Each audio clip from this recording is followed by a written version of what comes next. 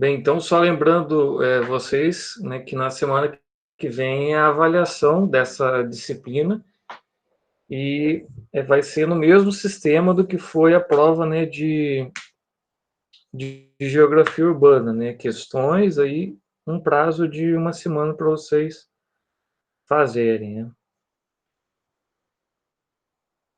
Bem, então, na aula de hoje a gente vai dar seguimento, né, à própria questão, né, os resultados, né, da Primeira e da Segunda Guerra Mundial, né? Então agora a gente vai ver esse contexto, né, esse contexto pós Segunda Guerra, né, mas que de certa forma acabou sendo o resultado efetivo de tudo aquilo que aconteceu durante aquele momento do imperialismo, né, no final do século XIX, início do século XX, que acabou resultando, né, na Primeira e na Segunda Guerra Mundial, e onde acabou se formando, então, duas grandes forças, né, cada uma de um lado, os Estados Unidos, né, e do outro lado, a União Soviética, né, que passaram, então, a disputar essa hegemonia mundial, né, exercendo influência em vários países, né, no mundo. Então, a gente vai ver agora, né, a respeito de como que foi, né, esse mundo bipolar que se estruturou depois da Segunda Guerra.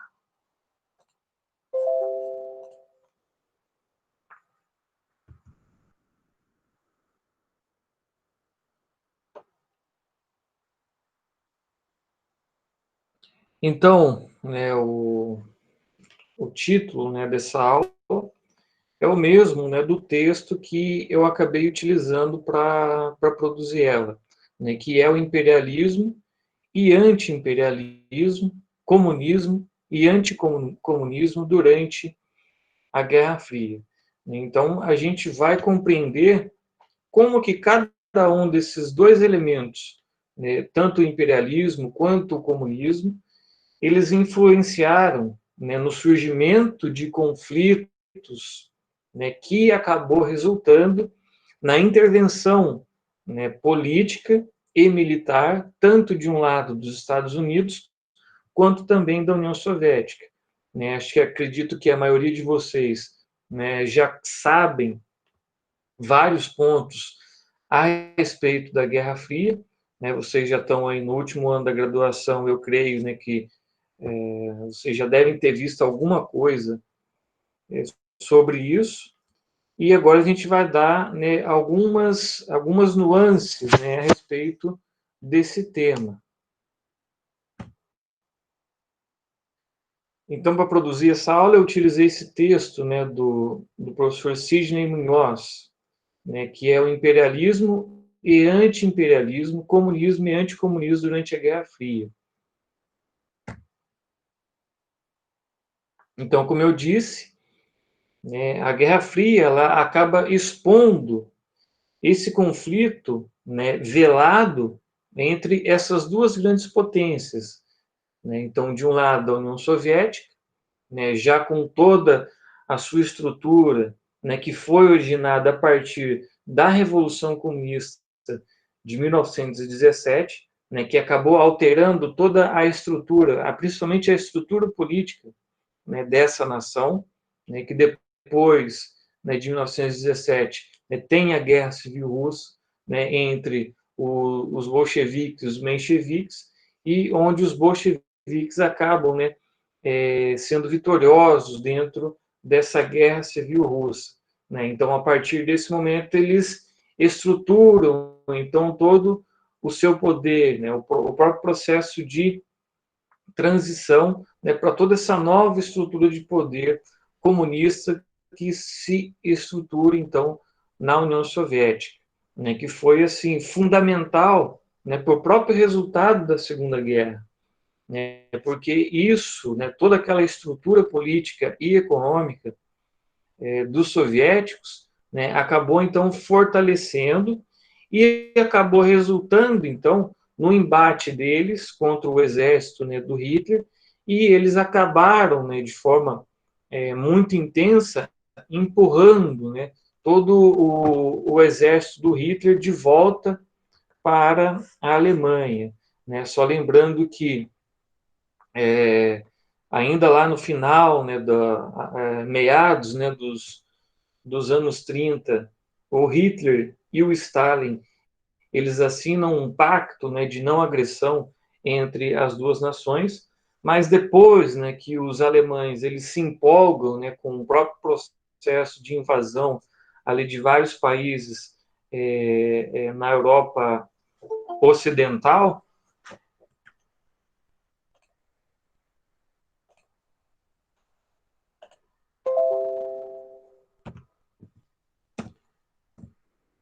como eu havia dito, né, depois então que o Hitler ele acaba, né, expandindo seus domínios, né, rumo à Europa Oriental.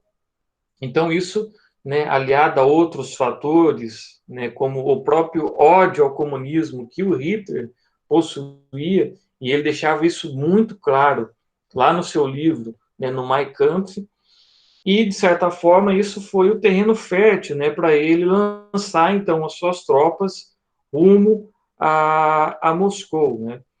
Mas, né, devido a vários fatores, né, problemas aí de logística, o próprio inverno russo e a própria concentração de forças, né, que o Stalin estava fazendo, né, de forma ainda muito velada, né, e que o Hitler, a própria estrutura de inteligência, né, do nazismo acabou não identificando, né, o quanto que o Stalin ele estava se preparando, né, para o embate com os nazistas. Então, esses vários elementos e erros também de táticas por parte dos comandantes, do próprio Hitler, quando ele abre essa frente oriental de batalha, acabou, então, resultando, né, nesse processo, né, dos soviéticos empurrarem o exército do Hitler de volta para a Alemanha, né? Inclusive, uma das batalhas que foram fundamentais dentro desse processo, né, de recuperação dos soviéticos, né, de todo o seu território, foi a Batalha de Stalingrado, né?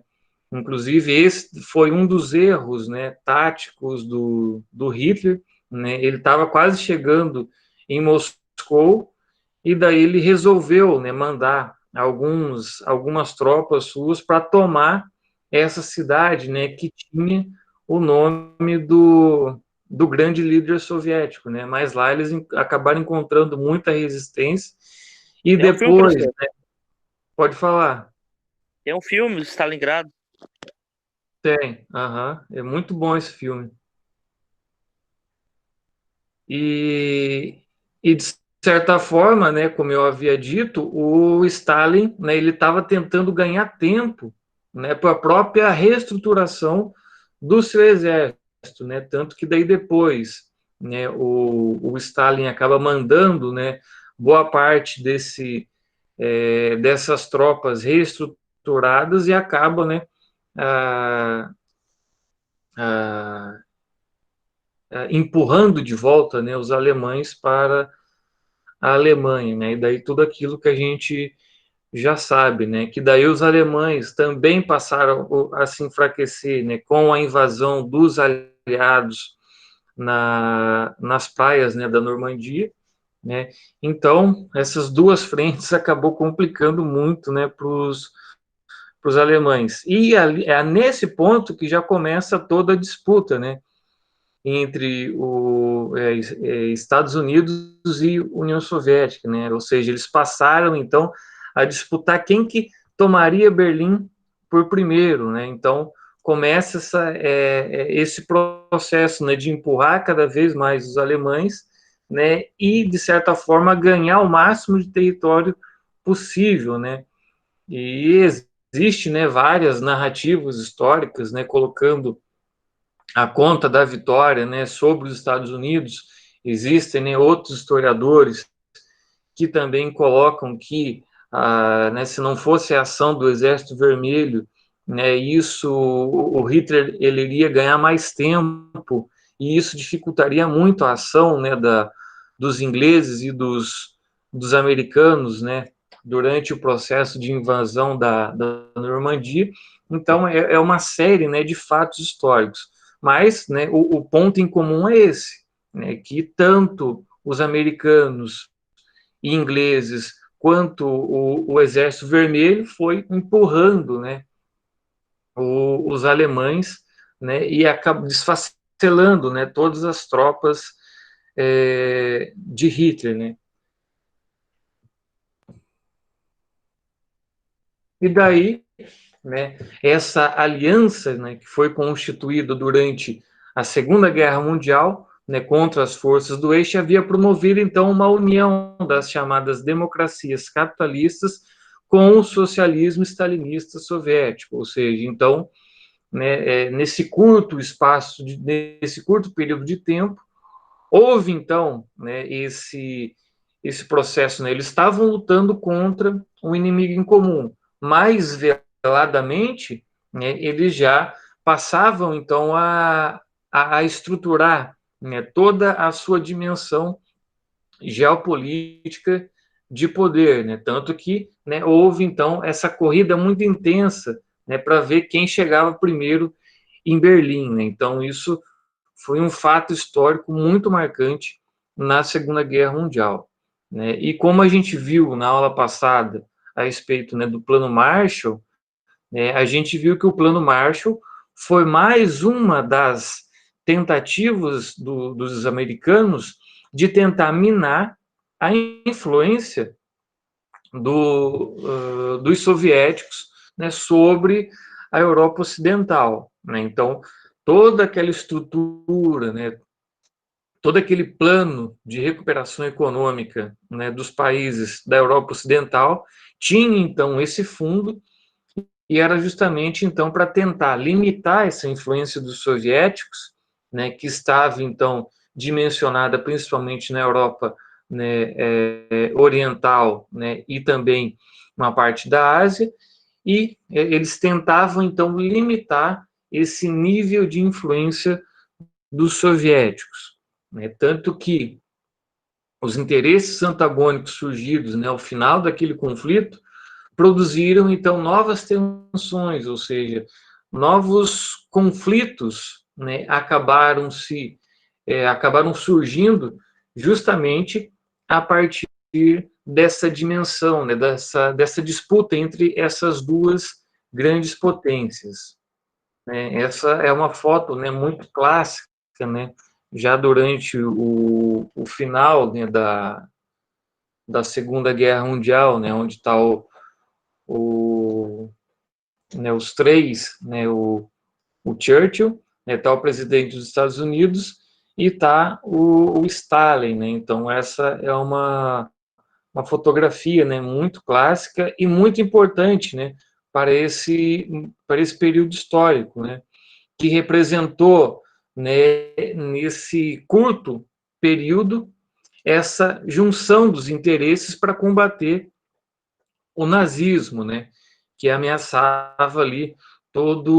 o equilíbrio, né, do continente europeu e que fatalmente, né, ele iria acabar se espalhando por todo o planeta, né.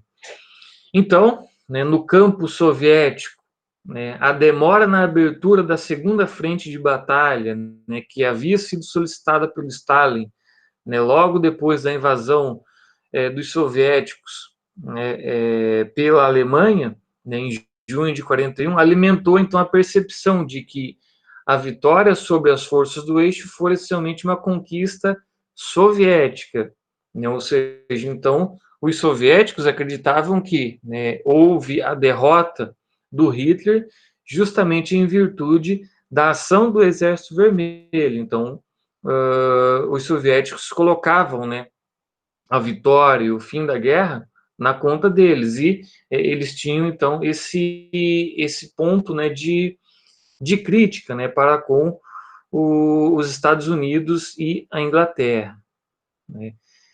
E, né, mais do que isso, essa atitude fortaleceu a percepção de que Estados Unidos e Inglaterra haveriam aguardado o desfecho do conflito entre a Alemanha e a União Soviética com a esperança de que os dois, né, chegassem ao esgotamento mútuo, né?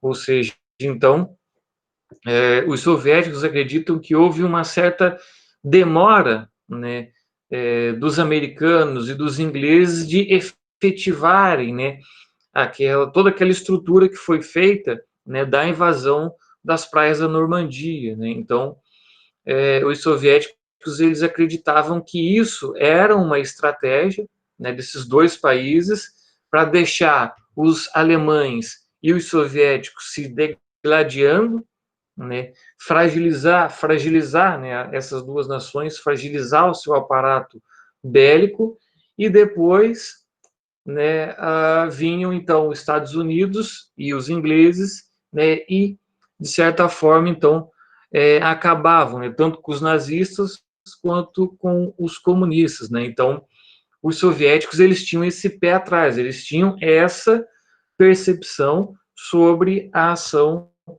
dos americanos e dos ingleses, né? Já, né, no campo ocidental havia então uma desconfiança a respeito, né, dos soviéticos, né, justamente por toda essa plataforma revolucionária, né, que era conduzida pelos bolcheviques, né, que haviam ganho aí a guerra civil russa, né. E, de certa forma, né, os liberais ingleses e americanos, né, eles não viam com bons olhos, né, o próprio fato histórico do Stalin ter feito aquele acordo com Hitler lá ainda durante meados dos anos 30, né, aquele pacto de não agressão. E isso, né, deixava os ingleses e os americanos, né, sempre com um certo ar de desconfiança, né, dos soviéticos, ou seja, então eles acreditavam que a qualquer momento os soviéticos, né, iriam dar esse pulo do gato, né, iriam dar esse golpe traiçoeiro sobre essas duas nações, né? Então havia essas duas percepções sobre o mesmo fato histórico, né? Então, de um lado, os soviéticos acreditando que Estados Unidos e Inglaterra estavam o tempo todo tramando, né, e visando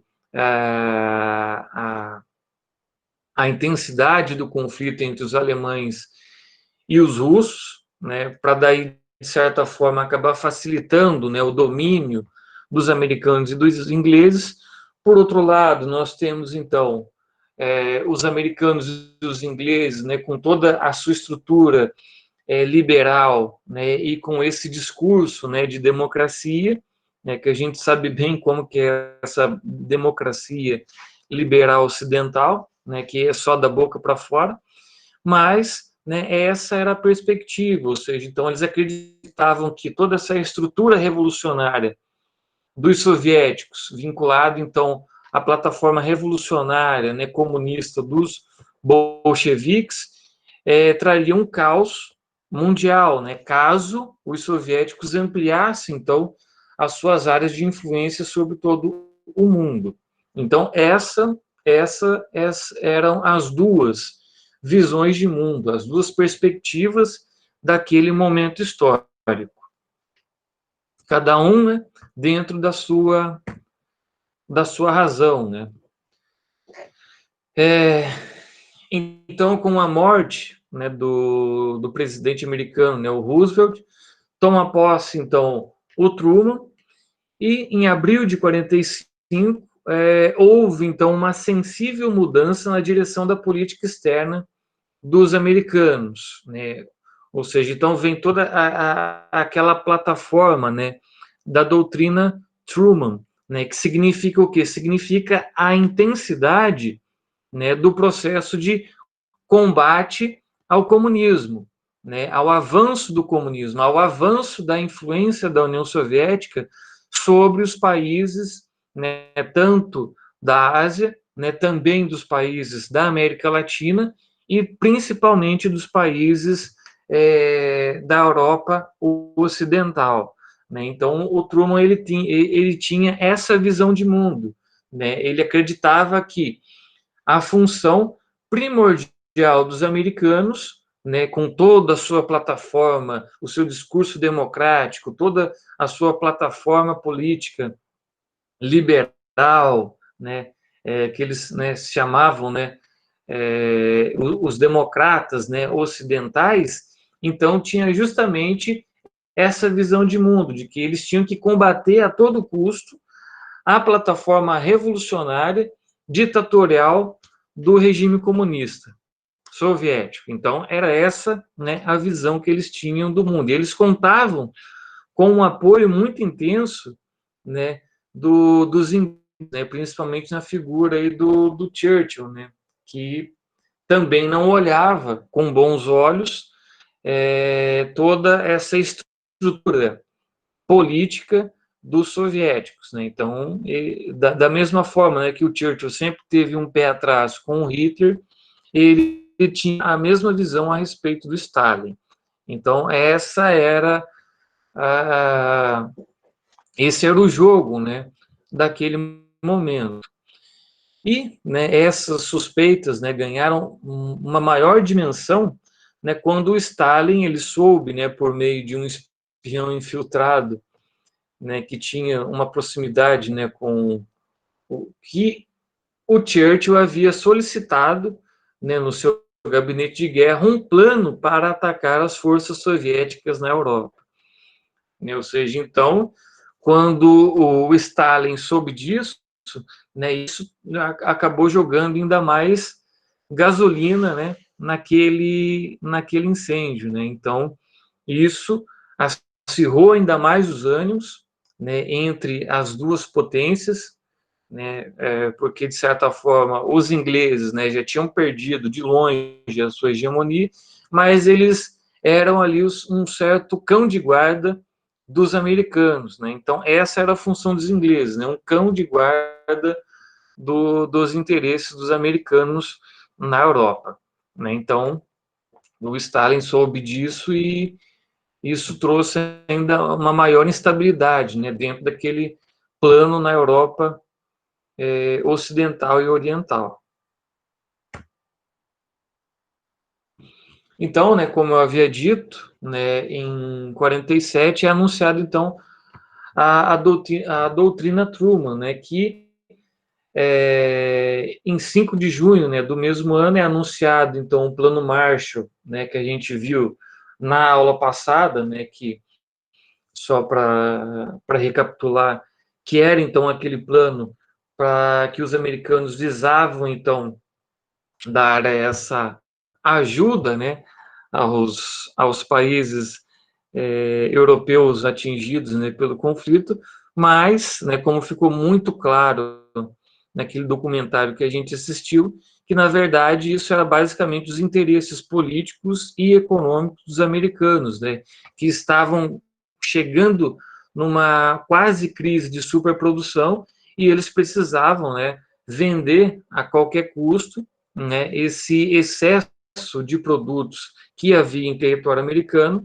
Então, eles emprestavam esse dinheiro para os europeus comprarem os produtos produzidos nos Estados Unidos, né? Então, ou seja, os americanos acabavam ganhando, né, duas vezes, né? E limitavam então essa área de expansão dos soviéticos, né? E lógico, né, o Stalin ele não viu com bons olhos, né, toda essa estrutura, né, todo esse plano Marshall. Inclusive, ele fomentou e solicitou, né, com que todos os comunistas, né, da Europa Ocidental se revoltassem, né, contra a adoção, né, do Plano Marshall nos seus países, né, e isso foi altamente reprimido com a ajuda dos americanos que estavam lá ainda como uma parte, né, de suas tropas, principalmente na Itália, na França, né, e isso, de certa forma, trouxe ainda mais tensão para todo esse contexto, né? E vários comunistas, né, principalmente na França e na Itália, né, foram expulsos dos seus respectivos governos, né, justamente por essa perspectiva de que esses comunistas infiltrados nesses governos iriam, então, minar, né, toda essa dinâmica, né, do imperialismo americano e, né, de certa forma, iria dificultar esse processo de domínio americano sobre a Europa Ocidental, né? Então, vários comunistas foram tirados, então, desses governos desses países, né?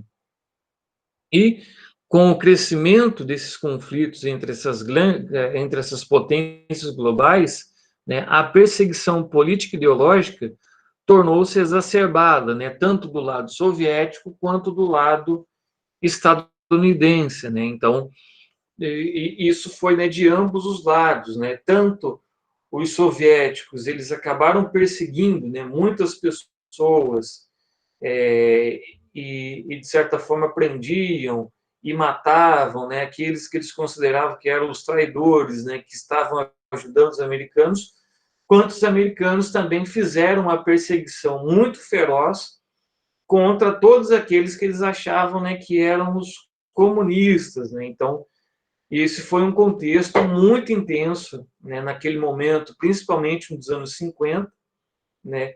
Vejam que nos Estados Unidos, né, de 50 a 54, aquilo que ficou conhecido como o macartismo, né, o John McCartney, se eu não me engano, é esse o nome do político americano, né, que acabou criando uma lei, né, lá nos Estados Unidos que intensificava esse processo de perseguição dentro dos Estados Unidos contra aquelas pessoas que eles consideravam que eram os traidores, né, da pátria americana, contra aqueles que eram esquerdistas, contra aqueles que eles achavam, né, que eram comunistas, que estavam tramando algum tipo de atentado, algum tipo de golpe contra a democracia americana, né? Então, essa estrutura de,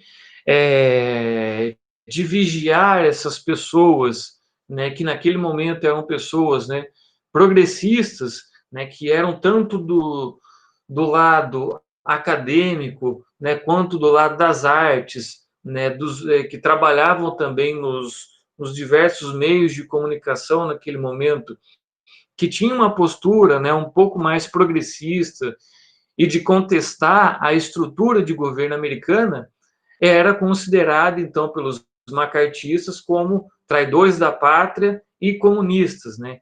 Algo muito, se a gente olhar, né, os paralelos da história, é algo muito parecido, né, com o que está acontecendo hoje aqui no Brasil, né? Qualquer coisa, né, qualquer fala progressista é considerado, né, como comunista, né? Eles falam, né, comunista como se fosse um xingamento, né?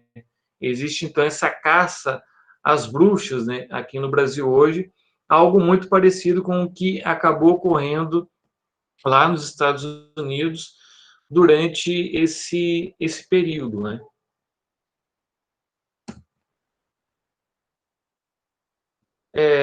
Vocês têm alguma dúvida, pessoal?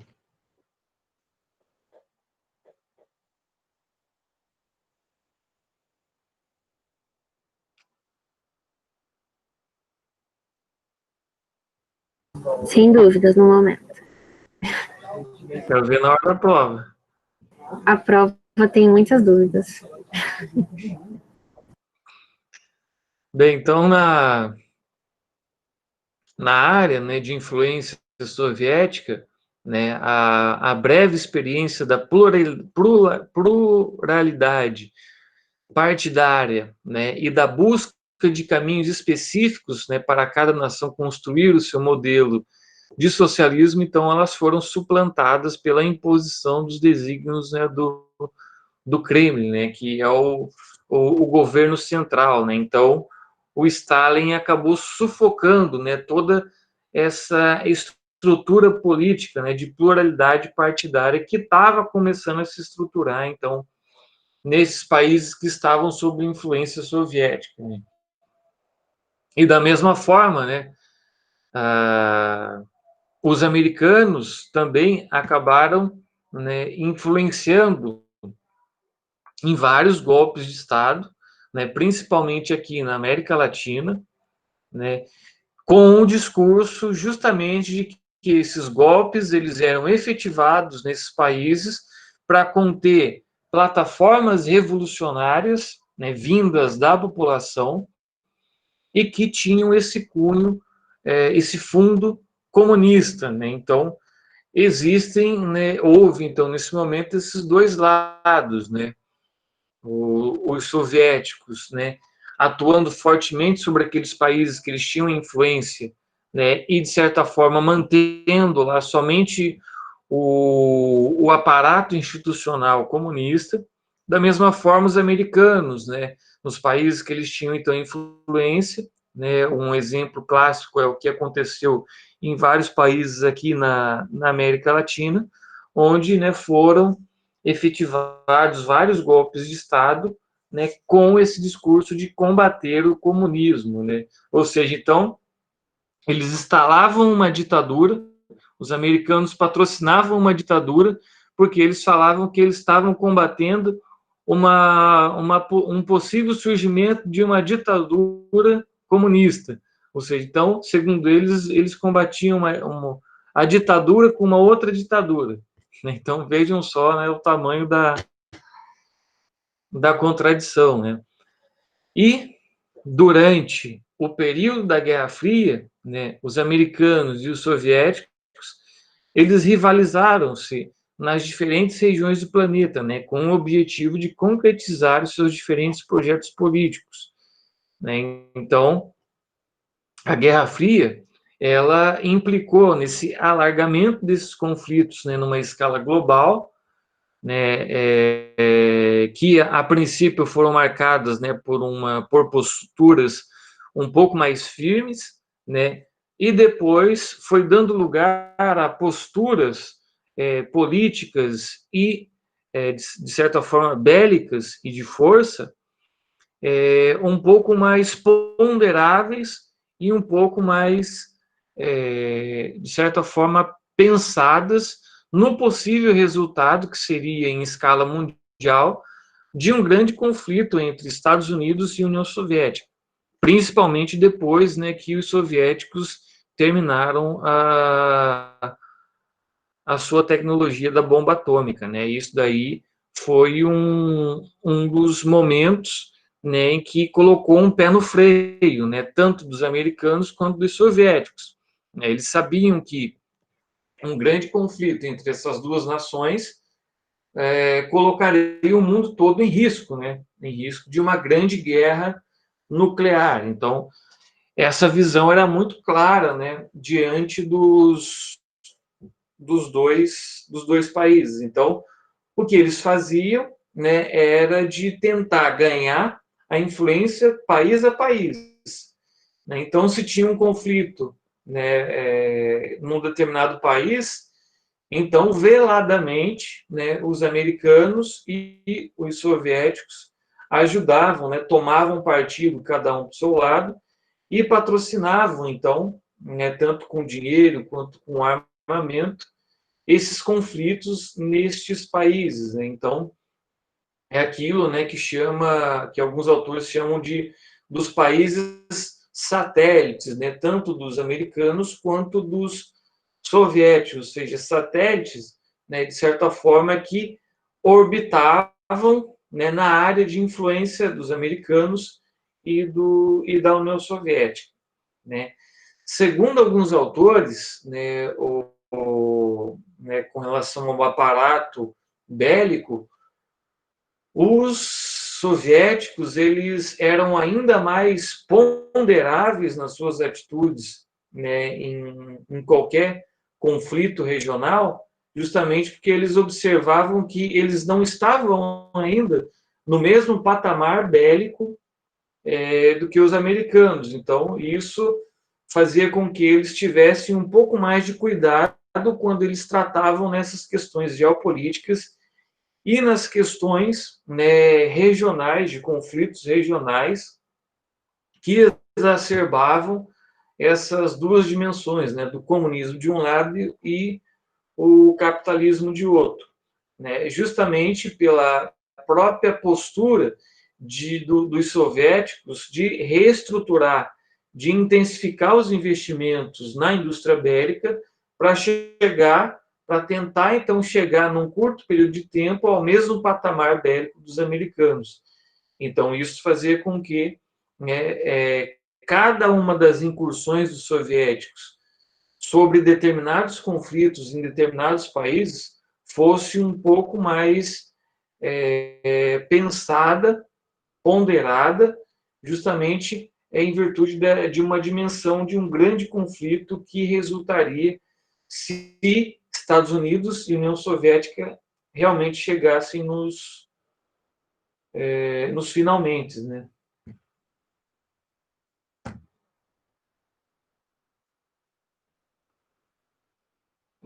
Aqui eu falei.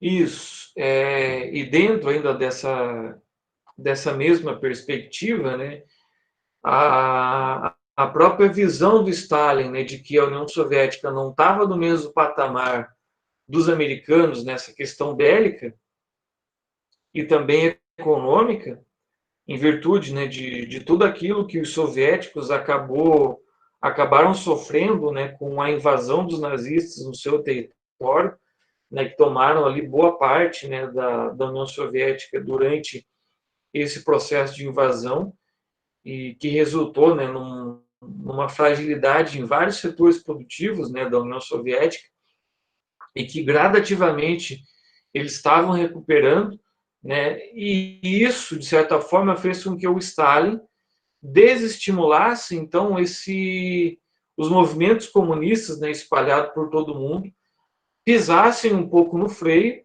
para evitar, então, esse conflito exacerbado com os americanos. Então, como essas células comunistas estavam espalhadas, né, por todo o mundo, então o Stalin ele dimensionou dessa forma, ou seja, vamos pisar no freio agora nesse momento para a gente se recuperar, para lá na frente a gente conseguir chegar no mesmo patamar dos americanos e daí a gente colocar ainda mais a nossa postura, colocar ainda mais o nosso poder frente aos americanos, né? Então essa foi a postura, mas os soviéticos não deixavam de atuar pontualmente em algumas medidas visando minar a influência também dos americanos, né? Então era muito estudada cada uma das atitudes dos soviéticos, né? Isso também foi um ponto muito importante dentro dessa conjuntura da Guerra Fria.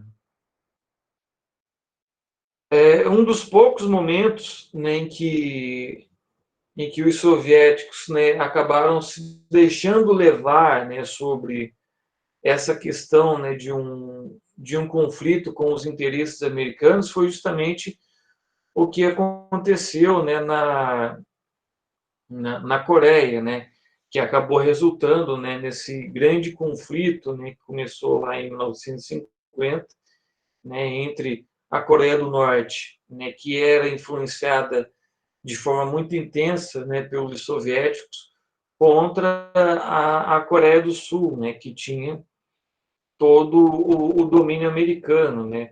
Só lembrando, né, que boa parte, né, disso tudo foi resultado da própria estrutura, né, da Segunda Guerra Mundial, né, em que a Coreia estava sob domínio dos japoneses e que depois, né, que os japoneses eles foram derrotados, também a Coreia acabou sendo dividida, né, em duas grandes dimensões, né? De um lado, influências soviéticos e do outro lado, a influência, né, dos americanos.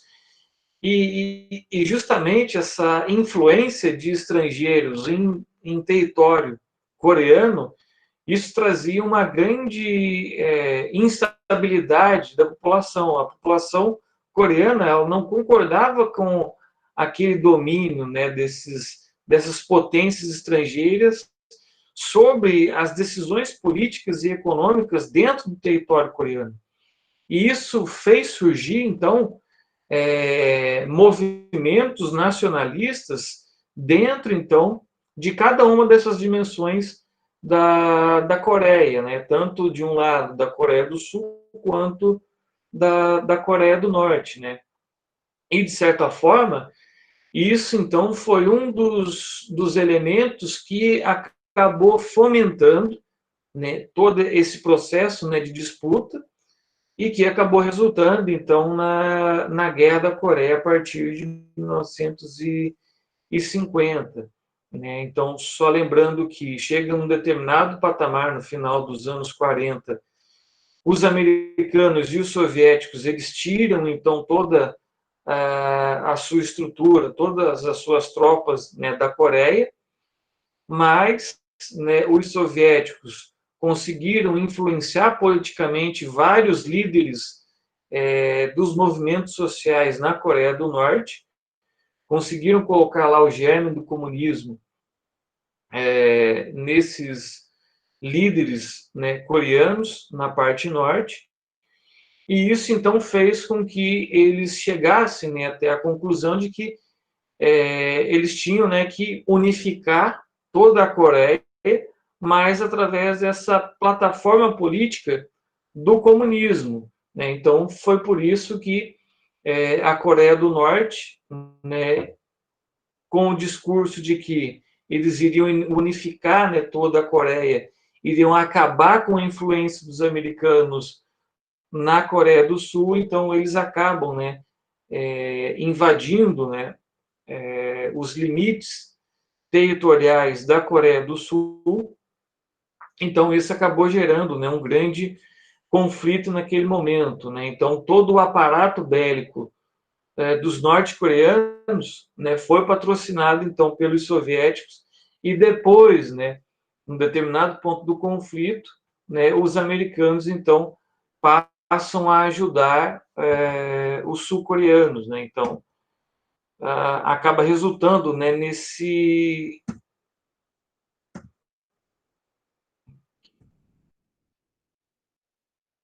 acaba então resultando, né, nesse grande conflito. Mas, né, os americanos, né, vejam só, eles viam com bons olhos, né, toda essa conjuntura de conflito que estava muito estampado, né, naquele ponto, né, desse conflito entre as duas Coreias.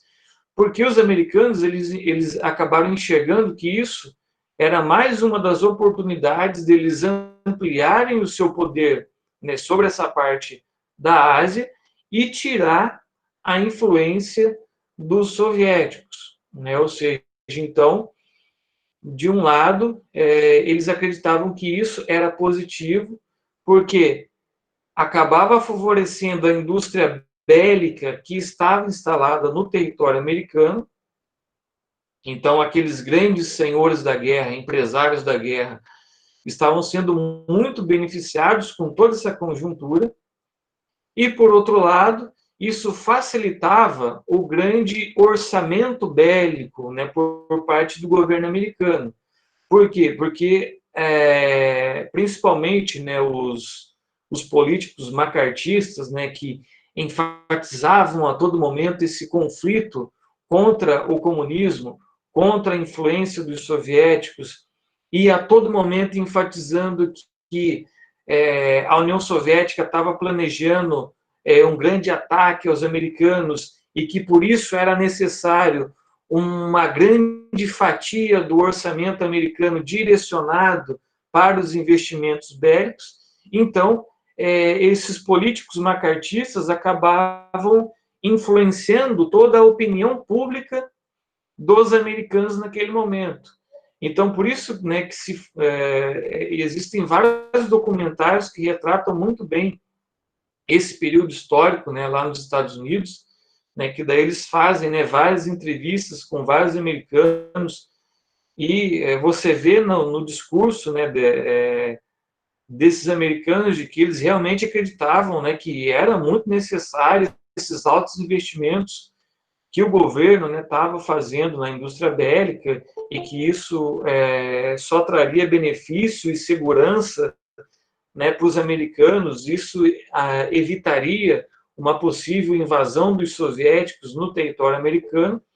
Então, tudo isso, toda essa conjuntura da Guerra da Coreia, acabava, então, ajudando os americanos para que eles investissem cada vez mais na indústria bélica e conseguissem ampliar a sua área de domínio na Ásia.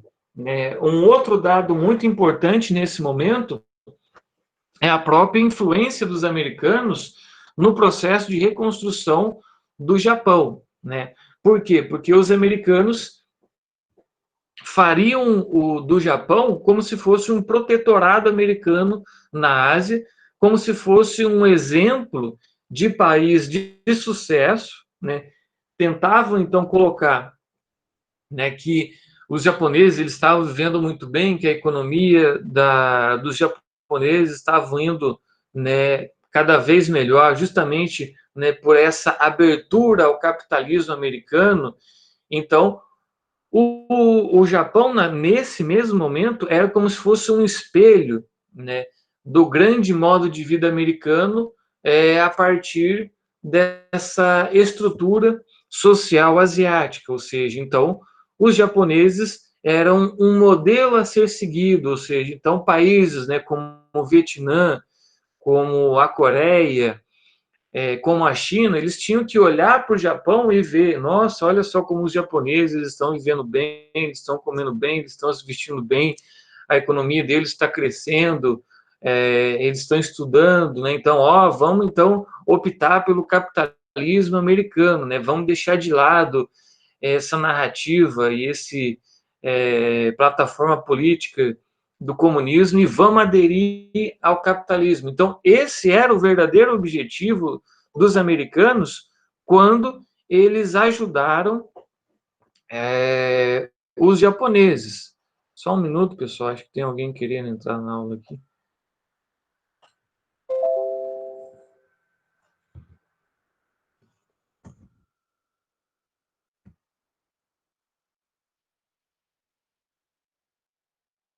Então, era essa, né, toda a estrutura que os americanos eles queriam criar no Japão e fazer do Japão um modelo a ser seguido pelos demais países asiáticos, né? Então, essa guerra da Coreia, né, foi algo assim muito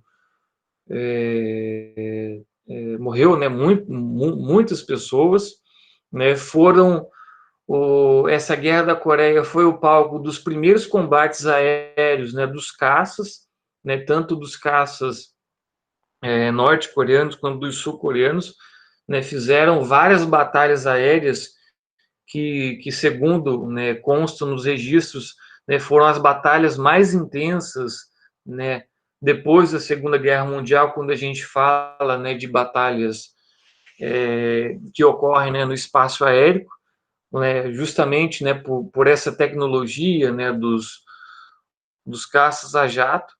Então, né, essa Guerra da Coreia foi também o palco, né, de toda a materialização daquela corrida tecnológica que se deu a partir do final da Segunda Guerra, ou seja, então,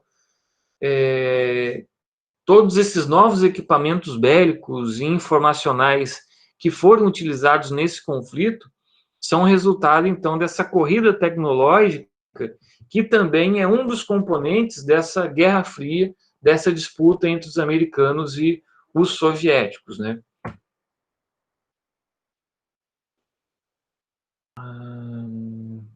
Aqui eu já falei. Então, da mesma forma, né, que acabou ocorrendo com a Guerra da Coreia, isso também acabou ocorrendo, né, naquilo que a gente chama, né, da Guerra do Vietnã, né, justamente que todo o germe da Guerra do Vietnã foi originada principalmente a partir desses movimentos nacionalistas que surgiram diante de todo aquele cenário de crise e também diante de todo aquele cenário, né, de revolta contra o colonialismo dos países europeus, né? Então vejam que toda aquela conjuntura que a gente viu nas aulas anteriores a respeito do imperialismo ainda trazia, lá nos anos 50, toda essa consequência, né? Ou seja, então aquela corrida imperialista entre Alemanha, Inglaterra, França, Bélgica, Holanda, que foi muito característico, né, no início do século XX, final do século XIX, ainda tinha esses resultados, né, mesmo depois da Segunda Guerra Mundial. Ou seja, né, como o Vietnã ele acabou se tornando uma colônia, né, dos franceses, e isso, né, fez com que os vietnamitas eles criassem, né, toda essa raiva contra esse domínio colonial francês. E isso, né, logicamente, esse terreno é muito fértil para o surgimento, então, de figuras públicas revolucionárias, né? E justamente o Ho Chi Minh, que era, né, um dos comunistas e um desses líderes revolucionários, né, no Vietnã, ele queria justamente essa libertação do Vietnã sobre o jugo francês, colonial francês. Então, segundo alguns especialistas, eles colocam que o Ho Chi Minh ele foi um dos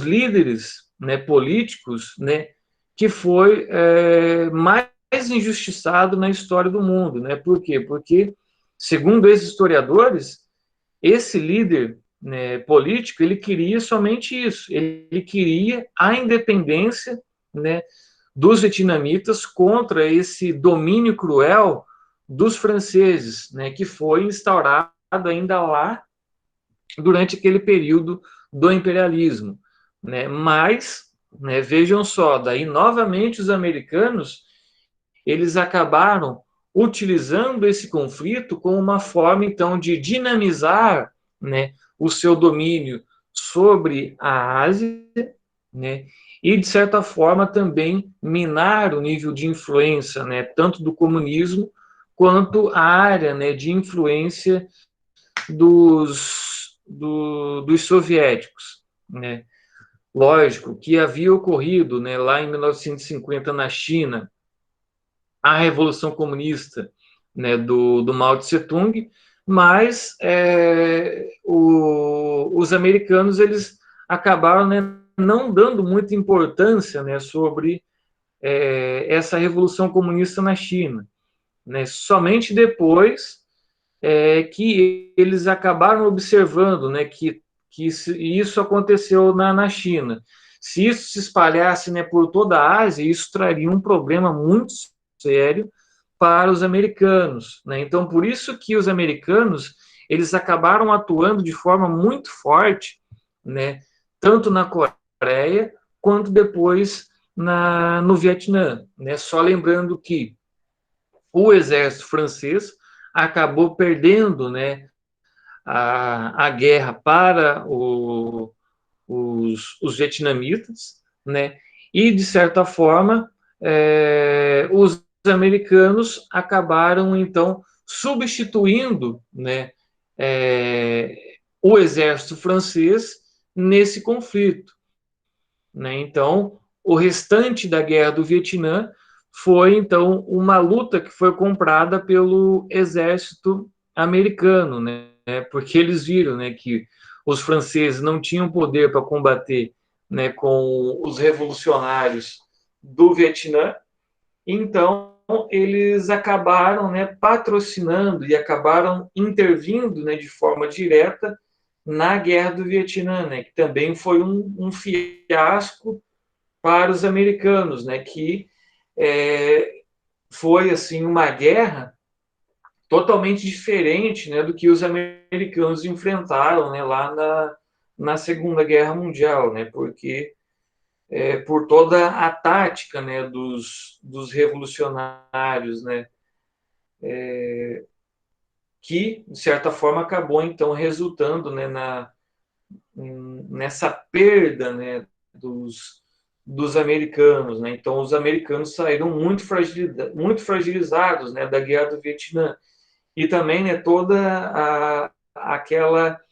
a própria tensão política, né, que os americanos viviam lá durante já o final, né, dos anos 60, né, quando começa o movimento hippie, né, e todo aquele movimento revolucionário da esquerda americana, né, que era totalmente contra, né, a guerra do Vietnã, porque, né, porque os americanos eles mandavam principalmente os negros, né, da classe trabalhadora pobre americana para esse conflito, né? Então isso acabou gerando uma tensão, né, muito grande, é onde surge então o movimento, né, dos Panteras Negras, né, lá nos Estados Unidos, e isso então acaba se espalhando e a opinião pública americana é revertida então, né, totalmente contra a guerra do Vietnã, né? E isso também foi um dos fatores que acabou minando então os americanos diante desse conflito, né? Então isso acabou também colocando o pé no freio dos americanos, né, diante desse conflito velado, né, com os soviéticos. Né? Lógico que depois, né, um pouco lá na frente, tem o conflito, né, que se estruturou lá no Afeganistão, que também materializou essa disputa, né, entre os soviéticos e os americanos. Né? É importante mencionar, né, que todo o aparato cultural americano, né, viabilizado, né, principalmente pela indústria cinematográfica, tentava então construir essa narrativa, né, de que os americanos eles salvariam o mundo todo, né, contra o comunismo. Então, principalmente eles entram com essa narrativa muito forte, né, lá nos anos 80, é quando aparecem, né, aqueles filmes, né, do Rambo, do Braddock, e depois também aparece o Rock Balboa, se não me engano, o Rock 3, né, que daí o Rock Balboa luta, né, contra o soviético lá, o boxeador soviético. Então, tudo isso faz parte dessa construção cultural dos americanos para dizer que eles sim eram os salvadores, né, da liberdade, da democracia liberal, né? Eles é que iriam combater contra a influência comunista. Então isso foi algo muito característico, né, durante os anos 80. E o cinema americano acabava refletindo, né, tudo isso. Alguma dúvida, pessoal?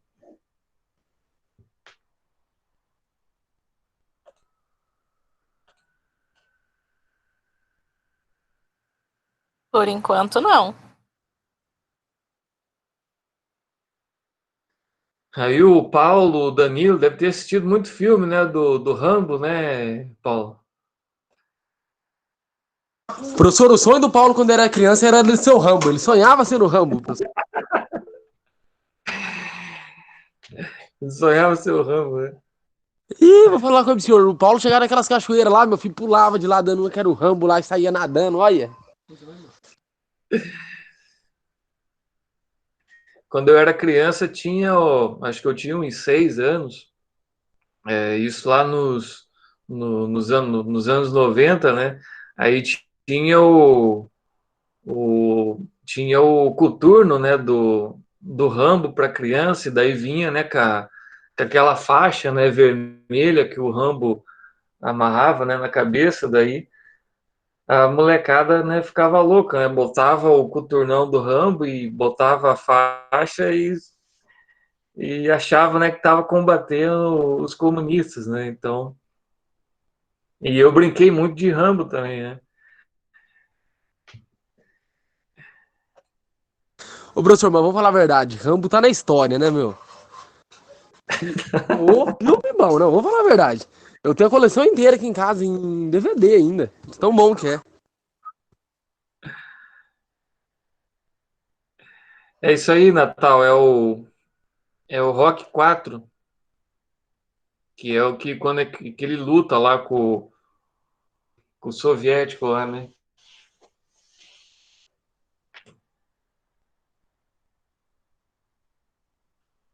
E o Thiago gostava também do Braddock, né, Thiago? O Chuck Norris. Brandock se ferrou com o Rambo, professor. Ixi, eu vou falar uma coisa de senhor.